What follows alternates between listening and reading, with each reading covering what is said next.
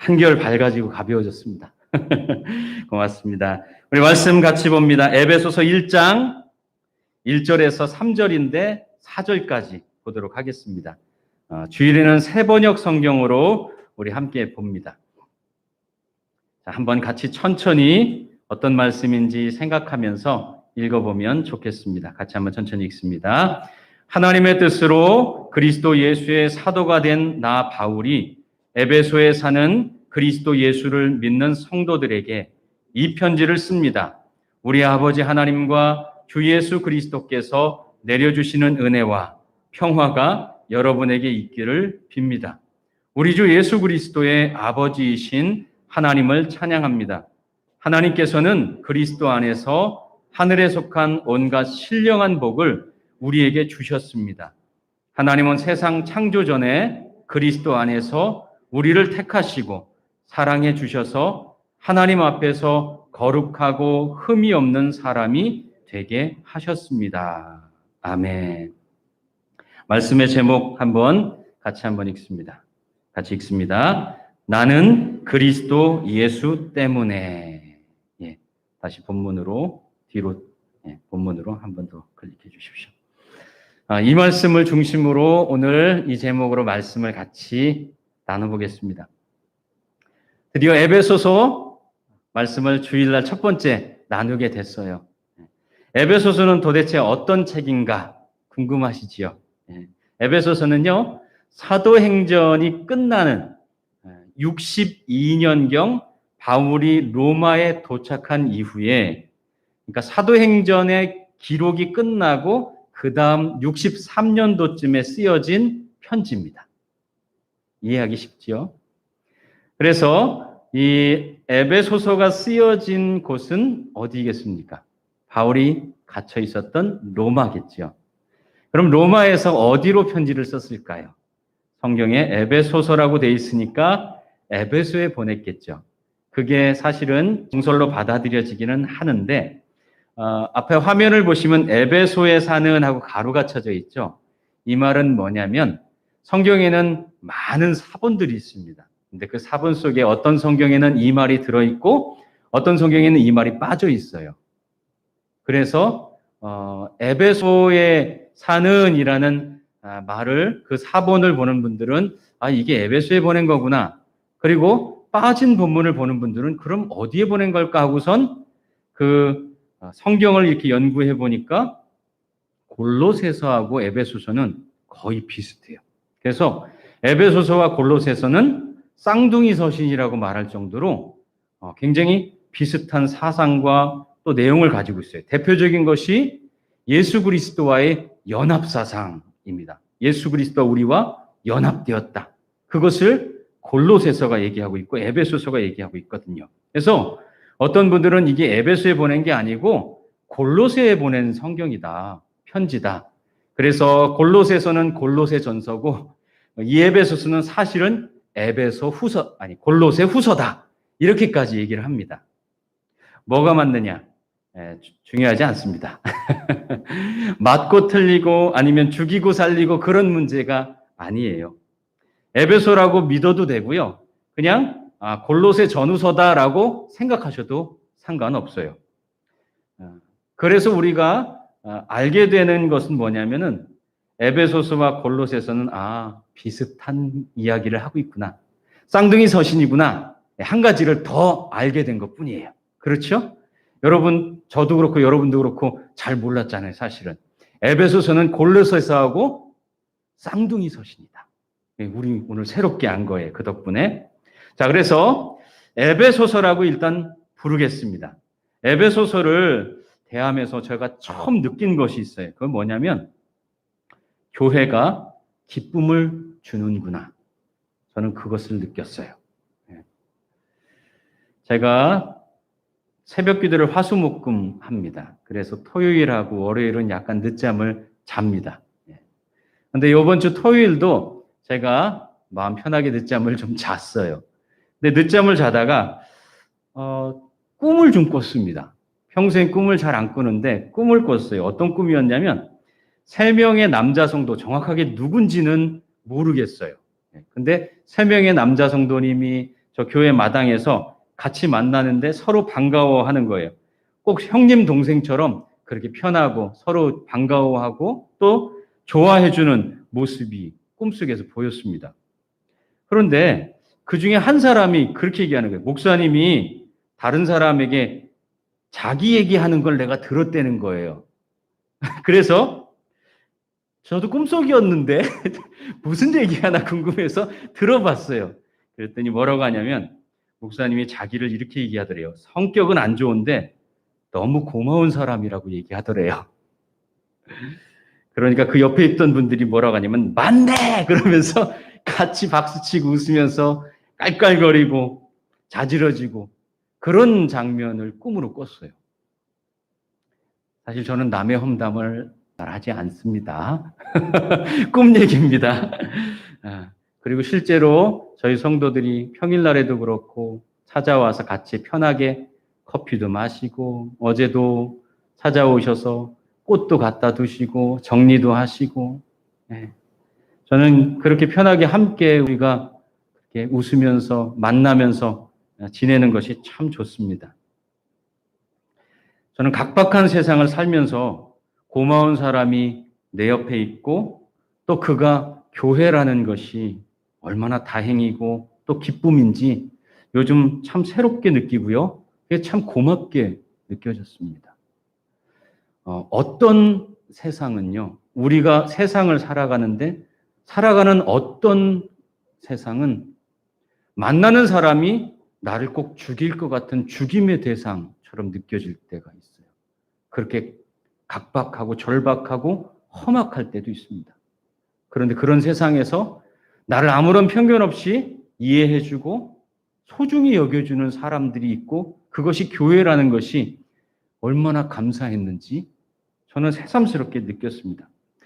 우리는 교회를 건물이라고 생각하기도 하고요. 또 이렇게 모여있는 회중을 교회라고도 생각합니다. 그러나 사실은 한 사람 한 사람도 교회예요. 빵 조각이 빵 덩어리에서 떨어졌다고 빵이 아닌 것은 아니잖아요. 이 손이 몸의 한 부분이라고 해서 몸이 아닌 것은 아니잖아요. 그러니까 우리는 모두 다 교회인 것이에요. 그래서 첫 번째, 이 에베소서 말씀을 보면서 제게 들었던 생각은 바울이 이 에베소서를 쓰면서 참 기뻤겠다.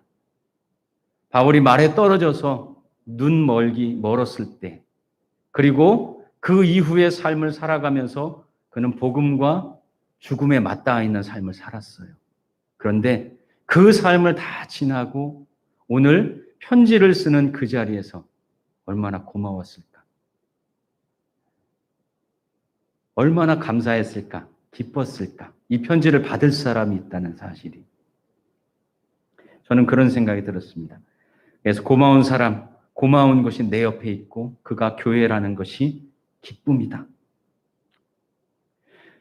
바울이 이 편지를 쓸 때 저는 처음으로 그런 생각을 해봤습니다. 바울이 이 편지를 쓸 때 바울은 기뻤을 것 같다. 기뻤을 것 같다. 교회는 그에게 기쁨이고 위로이고 때로는 말썽을 부리는 자식과도 같을 수 있지만 그러나 바울에게 교회는 기쁨이다. 여러분에게도 교회가 기쁨이길 바랍니다. 그리고 두 번째요. 우리가 교회인 근거는 뭘까요? 아까 제가 교회가 우리 모두이고 한 사람 한 사람도 교회라고 했는데 우리가 교회인 근거는 도대체 뭘까요? 그것은 1절을 보면 예수 그리스도입니다. 하나님의 뜻으로 그리스도 예수의 사도가 된 나 바울, 그리스도 예수를 믿는 성도 이렇게 말하죠. 그러니까 예수 그리스도가 바울에게는 하나님의 뜻으로 사도가 된 근거이고요. 우리에게도 예수님이 하나님을 믿는 근거다 이 말이에요. 그러니까 그리스도가 내 신앙의 내 삶의 출발이고 그리고 결론이다 그 말입니다. 예전에는 제 삶에 고민이 있었어요. 그리고 내 삶의 신앙의 근거가 뭘까? 나는 어떻게 하면 내가 그리스도인이라고 자신 있게 말할 수 있을까? 그래서 믿음이 좋아야 된다 생각했습니다. 믿음이 좋아야 된다. 여러분도 그렇게 생각하시죠? 믿느냐 안 믿느냐가 저의 그리스도인됨의 기준이었습니다. 그런데 믿느냐 안 믿느냐는 참 중요한 주제이기는 한데 조심해야 될 게 있습니다. 우리에게 큰 고민이고 그리고 꼭 걸어야 되는 신앙의 걸음이기도 한데 왜 조심해야 되느냐? 믿음은요, 내가 원하는 것을 얻을 수 있느냐, 얻을 수 없느냐 일 때도 많습니다. 믿음은요, 나의 어려움을 해결받을 수 있느냐, 해결받을 수 없느냐, 해결받을 수 있느냐, 믿는 그것이 믿음일 수 있습니다. 하나님이 나를 도와주실 것이냐를 믿는 것이 믿음일 때도 있고요. 하나님이 나를 구원하실까를 믿는 것이 믿음일 때도 있습니다. 그런데 이것이 기준이 되면 점점 내 쪽으로 기울게 됩니다. 삶이, 믿음이, 신앙이 자꾸 내 쪽으로 기울어지게 돼요. 내가 원하는 것, 내가 어려움에서 해결받는 것, 하나님이 나를 도와주시는 것, 내가 구원받은 것, 이것이 자꾸 믿음이 기준이 되면 내 쪽으로 내가 바라는 것, 내가 필요한 것이 믿음의 기준이 되고 그것을 우리는 자기중심적 신앙이다. 그렇게 얘기를 합니다. 처음에는 간절함이에요. 근데 나중에는 모든 기준이 나에게 딱 맞춰지게 돼요. 근데 나는 몰라요. 신앙이 병드는 거죠. 예전에 저의 신앙이 그랬다는 겁니다. 그런데요, 항상 하나님께 무엇인가를 바라고 더 큰 것을 바라고 더 좋은 은혜, 더 큰 은사, 기적. 저는 목회자니까 특히 막 손만 대면 나도 바울처럼 병 낫고 이러면 얼마나 신나고 막 스팍터크러고 그러지 않습니까? 그런 것을 바랬었어요. 그런데 질문이 하나 떠오르는 거예요. 그럼 나는 어떻게 살아야 되는 거지? 하나님이 나에게 그렇게 해주신다면, 그게 은혜라면 나는 어떻게 살아야 되는 건지, 그게 저에게 늘 빈자리처럼 남아있는 거예요. 그래서 두 번째 저에게 다가온 것이 그것이 예수의 정신이냐, 그것이 성경의 가르침이냐라는 질문이었습니다.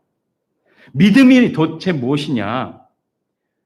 내 삶의 신앙의 고민의 근거가 뭐냐? 예수님이 가르치신 거냐? 성경이 가르쳐주고 있는 거냐? 그것으로 찾기 시작했어요. 삶이 우리는 여전히 어렵습니다. 예수 믿는다고 해서 안 어렵고 안 믿는다고 해서 더 어렵고 그런 거 아닙니다. 예수 믿든 안 믿든 코로나 앞에서 있으면 다 코로나 걸리고요. 똑같습니다. 그런데 여전히 어렵고 여전히 힘들지만 그 어려운 걸음을 인내하면서 가는 이유를 뭐에서 찾을 거냐 이 말입니다. 저는 그 이유를 어느 순간부터 그것이 예수님이 가르쳐 주신 거냐, 예수님의 정신이 맞느냐, 성경이 가르치신 거냐, 이것을 묻기 시작한 겁니다. 어제 사업장을 개업한 한 성도를 찾아가게 되었습니다. 어제 그저께인가요? 함께 잠깐 이야기를 하게 되었어요. 그런데 얼마나 어렵습니까 요즘? 다 안 되잖아요. 어렵잖아요. 그분들도 돈이 있어서 뭔가를 시작한 사람들은 분명히 아닐 거예요. 그러니까 빚도 있을 것이고 어려움도 있을 것이고 뭐 안 들어도 뻔합니다. 그리고 시작했으니 아직 광고가 안 돼서 장사가 어려울 수도 있고 그런데 정직하게 하려고 하는 거예요. 그리고 절대 타협하지 않는 자기의 일의 가치를 붙잡고 그 일을 하려고 하는 거예요. 저는 생각해 보았습니다. 왜 그럴까? 왜 그럴까? 왜 손해를 감수하면서까지 이 어려운 때 그렇게 하려고 할까? 저는 그 가슴 속에 예수님 때문에라는 가치가 있다고 분명히 믿어요. 그것이 아니면 그렇게 고집 부릴 이유가 없어요. 우리의 삶의 신앙의 이유는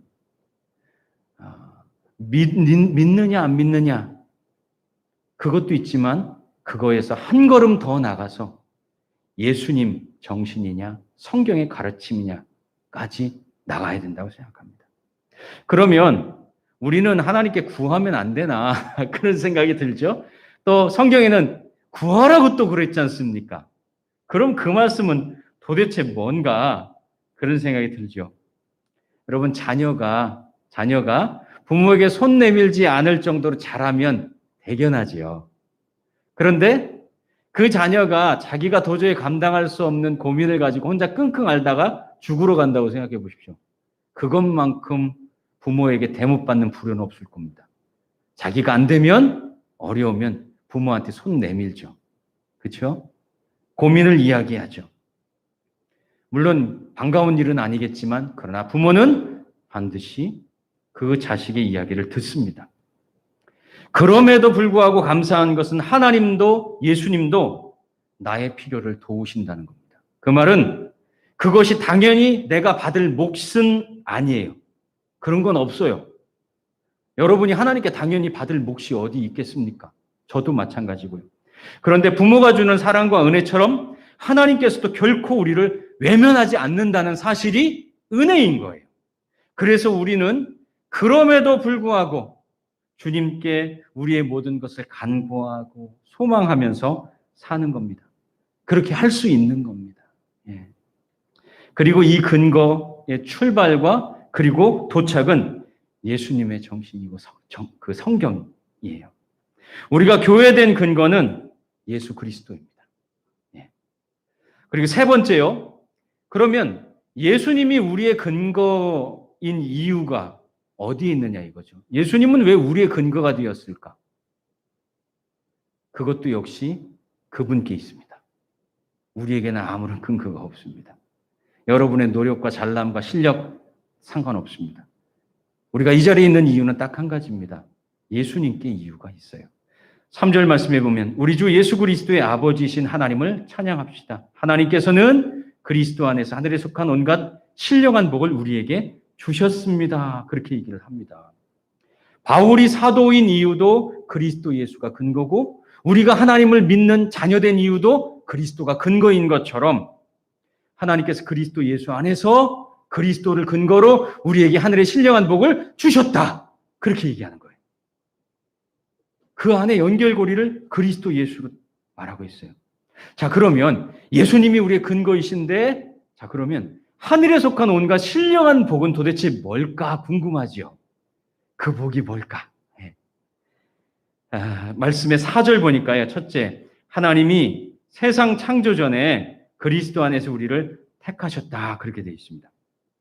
여러분, 하나님이 세상을 창조하기 전에 우리를 택하셨답니다.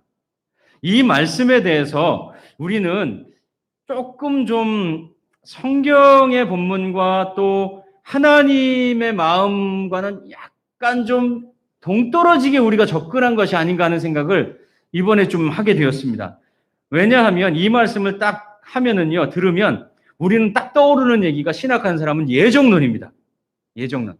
하나님이 이 세상을 만들기 전부터 여러분이 태어나기 전부터 부모의 뱃속에 있기 전부터 여러분을 구원하려고 하나님이 다 정해놨다는 거예요. 하나님이 정해놨으면 그럼 안 믿는 사람들은 뭐냐 막 이러면서 질문이 나오잖아요. 꼬리에 꼬리를 무는 의문이 나오게 돼요.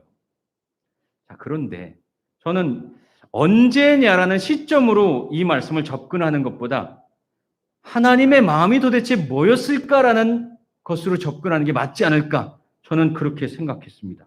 그 말은 뭐냐면요. 세상이 창조되기 전에 우리를 택하셨다는 말은 세상에 존재하는 어떤 것보다 우리를 소중하게 생각한다는 말. 그게 더 맞지 않을까요? 그리고 또 하나, 세상에는 수많은 것들이 있어요. 그렇죠? 이 안에도 수많은 것들이 있습니다. 여러분이 밖에 나가도 엄청나게 많은 것이 있습니다. 그런데 그 많은 것들 가운데 하나님은 여러분을 보고 있다는 얘기예요. 세상이 창조되기 전부터 여러분을 주목하셨다라는 말은 우리를 보고 계신다 이 말이에요. 제가 그걸 어떻게 아냐면 저희 아이가 자기 사진을 갑자기 보내달라고 그러더라고요. 그래서 컴퓨터에서 옛날 사진부터 쭉 해서 보내줬어요. 옛날 사진이 나더라고요. 아기 때. 근데 유치원 발표 때 사진이 있었어요. 그 사진을 보면서요. 제가 생각이 나요. 거기에 장식이 뭐가 있었는지 아이들이 한 5, 60명 되는 것 같은데 그 아이들 얼굴은 한 명도 기억 안 나요. 오직 기억나는 것은 저희 아이 얼굴밖에 기억이 안 나요. 아무것도 안 보여요. 그냥 저희 아이만 보여요. 수십 명의 아이들이 있는 그곳에 부모들까지 모였으니까 한 몇백 명 되겠어요. 하나도 생각 안 나요. 그리고 하나도 안 봤어요. 저희 아들만 찍고 있더라고요. 네. 영상 보니까. 하나님도 그렇다 이 말입니다. 저는 그렇게 받아들였습니다. 하나님의 목적이 하나님이 세상을 창조하기 전에라는 말은 하나님의 목적이 우리에게 있었다. 하나님의 진짜 관심은 우리에게 있다. 저는 그 말이라고 생각했어요. 가슴이 따뜻해졌어요. 하나님이 세상 창조 전에 이 말씀은 주의 목적이 다른 것에 있다는 것이 아니고 주의 관심이 다른 곳에 있다는 것이 아니고 여러분에게 있다는 거예요. 하나님은 여러분에게 관심을 갖고 계세요. 그럼 두 번째, 그 목적은 어떻게 그러면 발견될까? 하나님이 어떻게 우리를 발견하시고 하나님이 우리를 어떻게 그 수많은 것 가운데 이 우주가 얼마나 광대합니까? 빛의 속도로도 몇백억 년을 가야 된다는데. 근데 그 중에 여러분을 하나님이 어떻게 보실 수 있어요? 불가능한 일이잖아요. 그런데 그 방법이 있다는 거예요. 그리스도 안에서 발견한대요. 참 놀라운 얘기입니다. 제가 학생 때 그 문제집이 하나 나왔는데 이게 아마 상술인 것 같아요. 그 문제집에 보면은요, 문제가 있고요. 그 안에 무슨 QR코드처럼 쫙 이렇게 문양이 그려져 있어요. 근데 책갈피 같은 셀로판 그 지 같은 그런 플라스틱 그 책갈피가 들어 있습니다. 문제를 풀고 그 셀로판 테이프 같은 색깔이 있는 투명 책갈피를 그 위에다 딱 얹잖아요. 그러면 답이 보여요. 풀이하고. 희한하다. 그런 생각을 했습니다. 저는 예수님은 하나님께서 세상을 볼 때 그 세상에 딱 덮이는 그 셀로판, 그 플라스틱 그것처럼 그 예수님의 피가 딱 덮일 때 글씨가 보이는 책처럼 우리가 하나님의 눈에 발견된다라는 생각이 들었어요. 이 수많은 세상 속에 예수님이 덮였을 때 그 셀로판 테이프에 확 드러나는 글씨처럼 여러분이 보이는 거죠. 바꿔 얘기하면 예수를 아는 것은 하나님께 발견되는 거예요. 우리가 예수를 더 깊이 알아갈수록 하나님께 더 많이 발견되고 더 깊이 하나님께 발견돼요. 하나님은 예수를 통해서 이 복잡한 세상 속에서 여러분을 발견하세요. 그래서 예수님이 우리의 근거세요. 오늘 말씀의 결론입니다. 첫 번째요. 교회의 존재는 기쁨입니다. 저에게도 기쁨이고 여러분에게도 기쁨이고 제가 여러분의 기쁨이 되길 바라고 여러분은 저의 기쁨이에요. 여러분을 만날 때 저는 반가워요. 일로 만나지 않아요. 그래서 여러분과 우리는 서로의 기쁨이에요. 두 번째, 우리가 교회가 된 근거는 뭐라고요? 그리스도 예수 때문이에요. 그리스도 예수 때문에. 그래서 예수님의 정신과 성경의 가르침이 우리의 걸음을 인도하세요. 예수님 때문에 푸른 초장 맑은 물가도 가지만 사망의 음침한 골짜기도 끝까지 가요. 우리는. 왜냐하면 예수님 때문에. 세 번째, 우리는 누구 하나 무엇 하나 바랄 수 없는 삶을 살아요. 이 복잡하고 어마어마한 세상 속에서 어느 때에는 정말 무인도처럼 그렇게 남겨진 그러한 인생같이 느껴질 때가 있어요. 누구 하나 무엇 하나 바랄 수 없는 존재. 그래서 모든 인간은 단독자이고 고독한 존재예요. 그런데 예수님 때문에 아무것도 바랄 수 없는 삶이 하나님을 바라는 삶이 됐어요. 여러분 이게 얼마나 엄청난 일입니까? 아무것도 바랄 수 없는 사람. 한번 실험해 보세요. 여러분 밖에 나가서 생판 모르는 사람한테 100만 원만 빌려주세요. 한번 해보세요. 그러면 성질 나쁜 사람은 따귀를 때릴지도 모릅니다. 그런데 우리가 하나님을 바라는 사람이 됐다는 거죠. 벅차오르죠. 감사한 거잖아요. 우리 서로에게 함께 한번 이렇게 이야기했으면 좋겠어요. 나는 예수님 때문에, 당신은 예수님 때문에 하나님을 바라는 사람이 됐습니다. 한번 그렇게 서로에게 얘기했습니다. 자, 나는 예수님 때문에, 당신은 예수님 때문에 하나님을 바라는 사람이 됐습니다. 한번 그렇게 한번 얘기하죠. 같이 한번 얘기합니다. 나는 예수님 때문에, 당신은 예수님 때문에 하나님을 바라는 사람이 됐습니다. 옆 사람도 한번 보시고 한번 얘기해 주세요. 당신은 예수님 때문에 하나님을 바라는 사람이 되었습니다. 예. 감사합니다. 기도하겠습니다. 하나님 감사합니다. 교회가 기쁨입니다. 우리가 교회가 된 근거는 그리스도 예수 때문입니다. 우리의 걸음을 인도해 주셔서 감사합니다. 우리가 누구 하나 무엇 하나 바랄 수 없는 그러한 존재였는데 하나님을 바라는 사람이 되었습니다. 감사를 드립니다. 감사하며 그리고 설레이며 가슴 벅찬 마음으로 에베소서 여행을 우리가 잘 떠나고 예수님을 따라 살아갈 수 있도록 도와주십시오. 예수님의 이름으로 기도합니다. 아멘. 오늘 우리 찬양 같이 하나 했으면 좋겠는데요. 제가 아까 했던 예수가 함께 계시니 제가 기타 치면서 한번 찬양 같이 했으면 하는 마음이 있어요.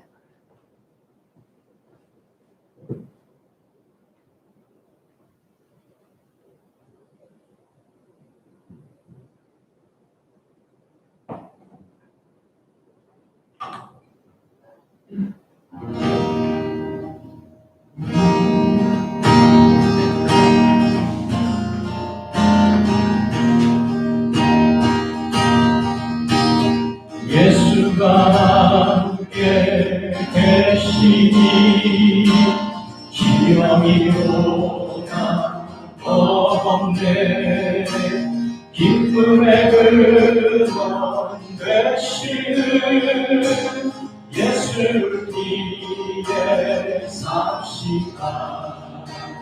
날마다 주를 섬기며 언제나 주를 기리고 그 사랑 안에 살면서 딴 길로 가지 맙시다.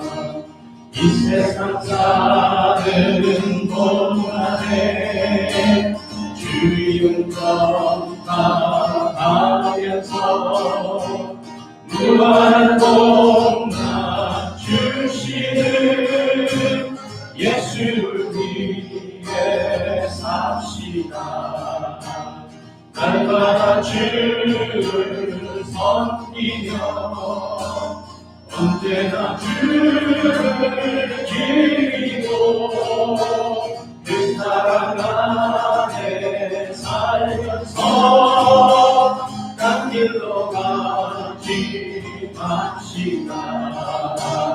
이 세상 친구 없어도 예수는 나의 친구니 우리한 힘을 버리고 예수를 위해 갑시다.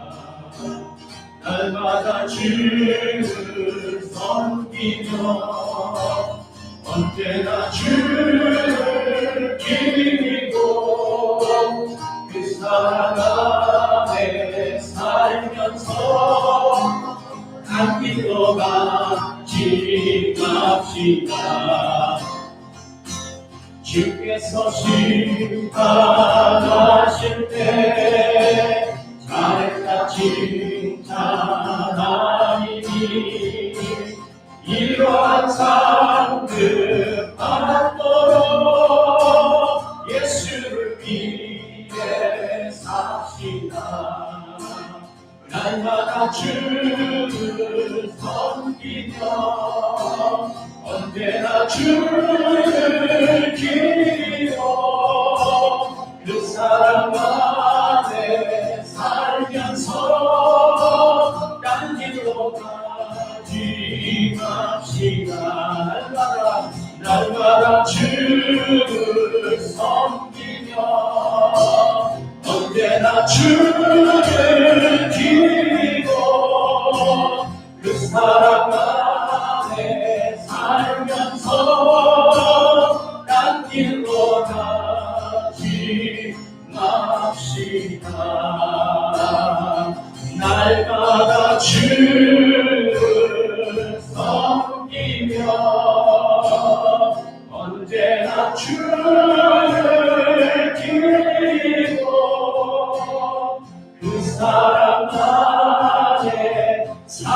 살면서 딴 길로 가지 맙시다. 아멘. 이제는 우리 주 예수 그리스도의 은혜와 하나님의 극진하신 사랑과 성령님 내주 교통 충만케 하시는 놀라운 은혜가 예수님을 바라며 예수님을 따라 살기로 결단한 믿음의 사람들 머리 위에 영원토록 함께 하시기를 간절히 축원합니다.